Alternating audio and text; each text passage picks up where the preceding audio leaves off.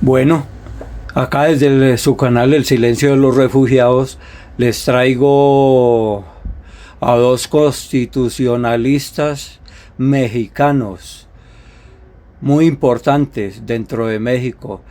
Están tratando el tema sobre los tratados y los convenios internacionales, que es el tema que estamos manejando acá desde la ONG Ande, desde su canal El Silencio de los Refugiados, que es donde tenemos que meternos todos los líderes sociales, todos los que estamos defendiendo nuestros derechos o los derechos de cualquier otra comunidad, meternos a lo que son los tratados y convenios internacionales, a la jurisprudencia internacional. Entonces, acá se refieren a México, pero es lo mismo aquí en Colombia. Pero nunca en menos de lo que la Corte Interamericana ya ha decidido. Entonces, parece que el mensaje que usted está enviando a los juristas... Perdón, que era que, vea, ahí pueden ver de dónde me estoy apoyando. Cápsula jurídica, la importancia de los tratados internacionales. A diferencia de otros tribunales constitucionales, la Suprema Corte de Justicia de la Nación de México dicta anualmente más de 6,000 sentencias. Y muchas son de enorme relevancia, tienen un gran impacto en el quehacer jurídico nacional, pero hay algunas que destacan por la temática que abordan, por la aproximación metodológica que eligieron los ponentes de la sentencia, o bien por la trascendencia que puedan tener en la configuración de casos futuros. Una de estas sentencias, de las más importantes, diría yo, quizá la más importante que ha dictado nuestra Suprema Corte en los últimos 20 años con toda probabilidad, es la sentencia que resuelve la contradicción de tesis 293 del 2011. En esta sentencia se abordan primordialmente dos temas.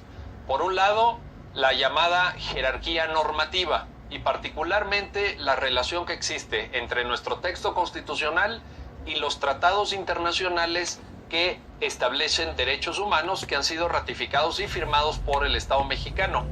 Y también se aborda el tema importantísimo de la obligatoriedad de la jurisprudencia de la Corte Interamericana de Derechos Humanos. Como pueden ustedes ver, son dos temas fundamentales que todo abogado y toda abogada en México debemos de conocer. ¿Qué mejor que explorar el contenido de esta sentencia conversando con su autor?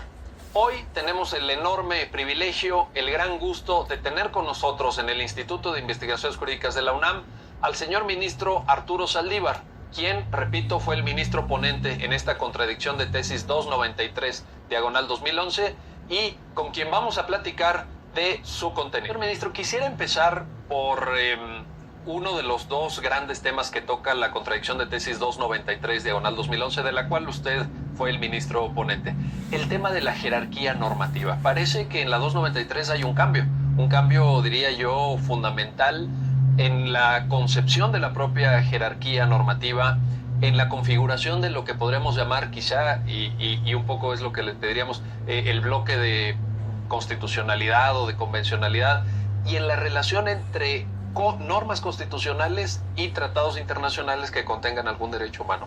¿Qué nos podría señalar al respecto? Sí, efectivamente esta tesis de jurisprudencia, la primera de la 293, viene a consolidar el nuevo paradigma constitucional. Antes de esta jurisprudencia había dentro de la Corte dos criterios, dos bloques, digamos, quienes pensábamos que los derechos humanos de fuente internacional eran constitución y quienes pensaban que tenían jerarquía infraconstitucional. A partir de esta jurisprudencia se crea o se reconoce este bloque de constitucionalidad formado tanto por los derechos propiamente constitucionales, los que establece nuestra Constitución, como aquellos que están en tratados internacionales y que se incorporan a la Constitución por mandato del propio artículo primero. Entonces ya no hay una relación de jerarquía, hay una relación de armonización y de coordinación. Y esto tiene otro efecto adicional.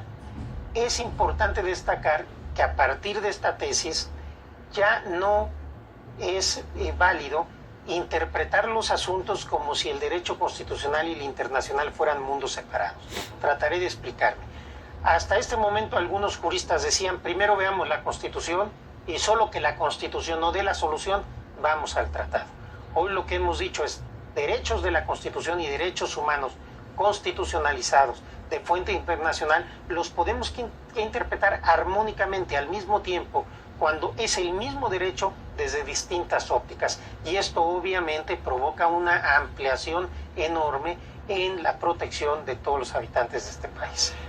Señor ministro, en la redacción de la sentencia, repito, de la cual usted fue ponente, se alude a los tratados internacionales que contengan algún derecho humano, no tanto a los tratados internacionales de derechos humanos. Sí. ¿Nos podría explicar la diferencia? Más bien lo que entra como norma constitucional es el derecho humano establecido en un tratado internacional.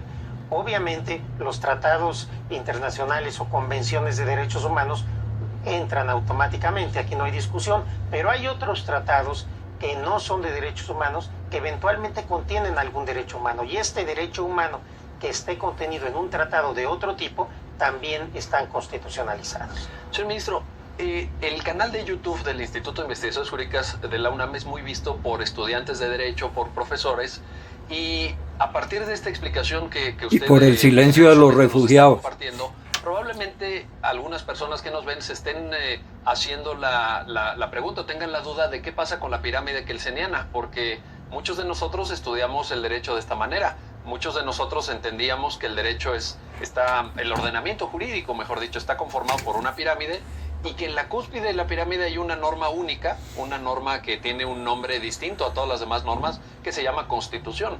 Pero con esta resolución 293 parece que esa concepción del derecho cambia. ¿Es esto así?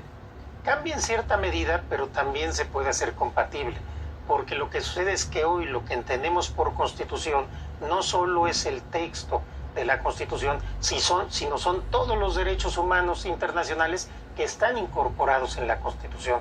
Por eso hemos sostenido en muchas ocasiones que los derechos humanos... Ese es el ordenamiento jurídico. Son obviamente derechos internacionales también, pero son derechos internacionales constitucionalizados. Su fuente es el derecho internacional, pero están incorporados como si fueran parte, porque lo son, de la Constitución. Obviamente que esto cambia muchos paradigmas y concepciones, pero yo siempre he pensado que la ciencia jurídica y la academia puede servir, por un lado, para que avance el derecho, por otro lado, para explicar lo que sucede en el derecho.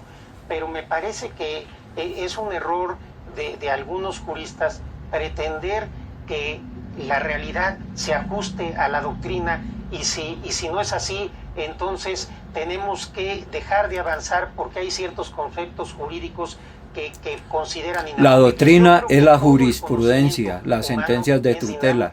Eso es lo que conocemos en el argot constitucional como doctrina. Por aquello que proteja mejor los derechos, y ya será cuestión de que la doctrina y los precedentes tratemos de construir, como creo que lo estamos haciendo, una nueva teoría constitucional en México. Detengámonos en el tema del bloque.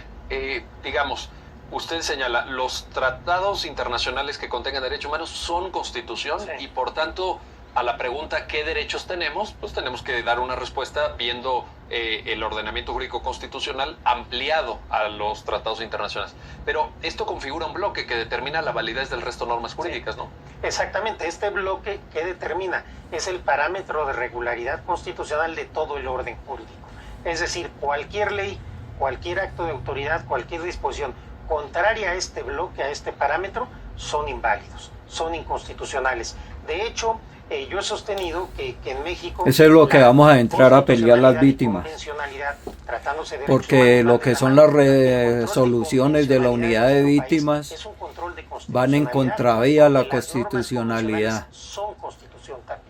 Vámonos al otro tema que toca la 293. Por eso son inconstitucionales. El valor de la jurisprudencia de la Corte Interamericana. ¿Qué nos puede decir sobre ese tema?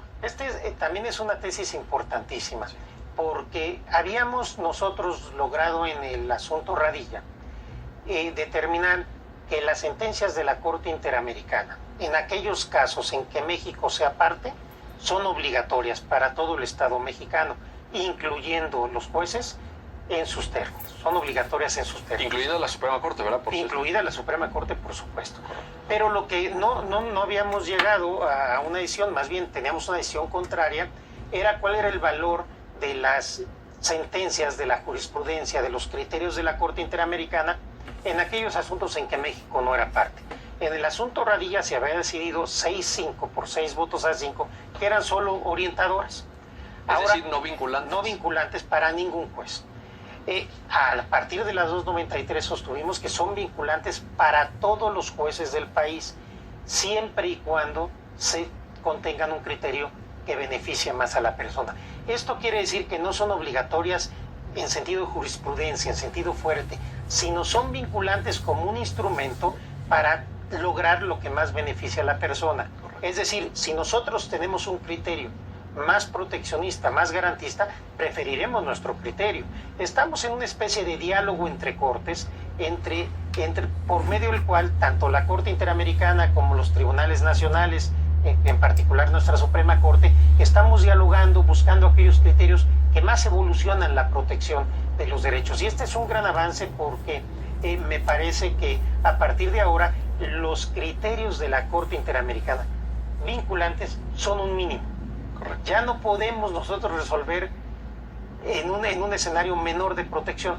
Podemos ir más allá, pero nunca menos de lo que la Corte Interamericana ya ha decidido. Entonces, parece que el mensaje que usted está enviando a los juristas mexicanos, a los estudiantes de derecho, es que hay que conocer esos precedentes, que hay que conocer esos casos, que cuando hablamos de jurisprudencia ya no nada más vamos a volver a ver lo que es el Poder Judicial Federal, sino que hay que abrirnos también al sistema interamericano, ¿no? Por supuesto, hay que abrirnos al sistema interamericano y de hecho en la página de la Suprema Corte está un buscador jurídico interamericano donde se pueden allegar todos los conceptos de la jurisprudencia interamericana porque son vinculantes y porque, por supuesto, cualquier abogado o cualquier juez que quiera resolver un asunto y cualquier estudiante que quiera conocer requiere la jurisprudencia del Poder Judicial de la Federación, pero también los criterios de la Corte Interamericana. Señor ministro, hay un aspecto delicado, hay un aspecto que ha sido objeto de análisis crítico de la 293, porque en esa sentencia se afirma por parte de la Suprema Corte que cuando exista una restricción a un derecho establecida en la Constitución y ese mismo derecho esté previsto en unos términos más amplios en un tratado internacional, deberá estarse a lo que señale la Constitución. Así dice literalmente la sentencia Sí. de la cual usted fue ponente. ¿Qué debemos entender? Cuando usted escribe en esa sentencia, deberá estarse, en caso de una restricción, a lo que establece el texto constitucional. ¿A qué se estaba usted refiriendo? Esta fue una concesión que se tuvo que hacer para que se lograra el consenso. No tendríamos ahora tiempo de poderlo explicar, pero es importante. Yo sugeriría que pudieran ir a las versiones estenográficas, a mi voto concurrente, a donde explico por qué llegamos a esta decisión. Esto no significa, y esto hay que ser muy claro, que tengamos que estar al texto de la restricción, sino estar al texto constitucional. Yo he sostenido, y lo acabo de hacer en el asunto de arraigo, que las restricciones, primero son restricciones al ejercicio de los derechos, no a los derechos, que tienen que ser expresas, que también son interpretables, que tienen que ser de aplicación estricta, porque son excepciones al principio de vigencia de los derechos, y que también se les aplica el derecho, el principio pro persona. Ese es un punto importante, perdón que lo interrumpa, porque usted en su voto concurrente lo señala. Sí. El tema que usted está mencionando me parece de enorme relevancia. Es decir, el propio autor de la sentencia, en su voto concurrente dice, cuando nos referimos a que deberá estarse a lo que señale la Constitución, no perdamos de vista que la Constitución habla de principio pro persona. Así es. ¿Cómo? Así es, al principio pro persona, y entonces hay que interpretar la restricción llegando a su sentido restrictivo a la mínima expresión. Pero no solo eso, también he dicho y he sostenido que estas restricciones tienen que ser legítimas en un sistema democrático de derechos, que tienen que ser compatibles al sistema de derechos, y cuando no lo son, la restricción desaparece porque está nulificando el derecho. ¿Desaparece a partir de qué? A partir de la propia Constitución, del artículo 1 y del principio pro persona. De tal suerte que no quiere decir que cuando haya una restricción tendremos que estar necesariamente al texto de la restricción. Habrá algunos compañeros ministros que así lo interpretan. Yo creo que esta no es la interpretación, porque no podríamos nosotros aceptar la vigencia de una norma que fuera contraria al sistema de derechos, que no se compadeciera con el sistema integral. Por supuesto, hay otras restricciones, porque los derechos no son absolutos, que son legítimas, que son válidas, que son justificables incluso en términos democráticos, pero cuando no fuera el caso, yo creo que la propia interpretación de la 293 nos lleva a restar de contenido y de sustancia una restricción que de hecho anula un derecho. Muchísimas gracias, señor ministro. Pues como pueden ver, la resolución a la contradicción de tesis 293/2011, como decía yo al principio, es una de las sentencias más importantes que ha dictado la Suprema Corte, probablemente la sentencia más importante de los últimos 20 años. Creo que es tarea de todos los juristas, tarea de todos los estudiantes de Derecho, tarea de los profesores en las escuelas y por qué no de los líderes sociales colombianos también, los que estamos trabajando en calidad de defensores de derechos humanos. Tenemos que aprender. Les recomiendo ese canal, ya se los muestro. Que abre el sistema jurídico mexicano a la influencia del todo benéfica del derecho internacional de los derechos humanos, y qué mejor que tener una explicación y un análisis de la sentencia por parte de su autor. Agradecemos al señor ministro Arturo Saldívar que nos haya compartido estos minutos, y quédense con nosotros para otra cápsula del Instituto de Investigaciones Jurídicas de la UNAM.